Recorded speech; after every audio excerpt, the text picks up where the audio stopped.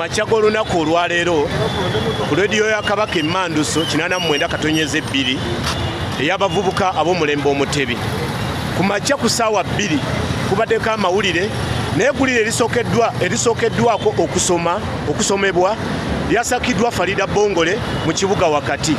Eggulire eryo libadde likwata ku nsonga z'abasuubuzi abakolera mu Arcade mu Kampala Central.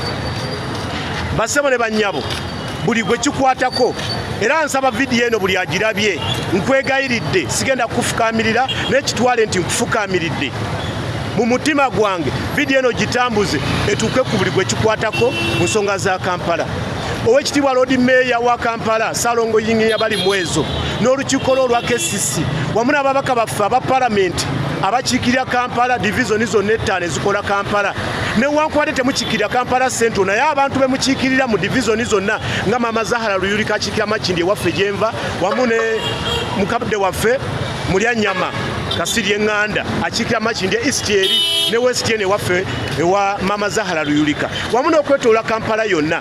Bannange tubadde tubasaba mwegatte ne Lord Mayor munoonyereze ku nsonga z'Abannakampala. Bannange renti asusse obungi mu Kampala. Tubadde tusaba gwe kikwatako yenna muteekewo okunoonyereza ku bantu abakolera mu Arcade mu Kampala basasula ssente mmeka.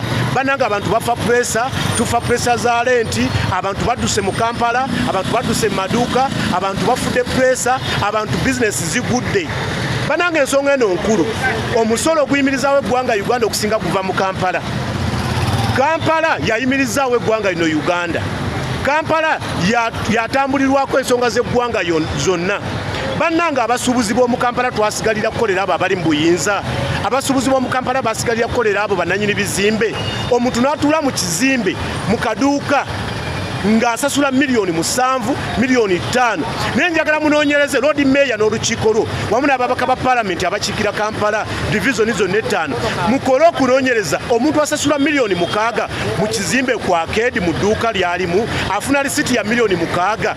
Revenue Minisitule y'ebyobusuubuzi na buli gwe kikwatako Palamenti ya Uganda Oweekitiibwa Joel Ssenyonyi tutuusize omulanga gwaffe mu Palamenti ya Uganda. Ddala abasuubuzi b'omu Kampala be bakanda ssente $7,000, $5,000, $8,000 mu za Arcade lisiti ze bafuna za $7,000 ng'ate alina osasula amasannyalaze, alina osasula kasasiro, alina osasula URA, alina osasula amazzi, alina osasula ttooyi. Bannange tufa tuggwawo. Abasuubuzi bafa puresa, bizinesi zigudde. Njagala otunulire awo ettaka eryo lya gavumenti awo gwe mwala gwe Nakivubo wazimbwa ebizimbe awo.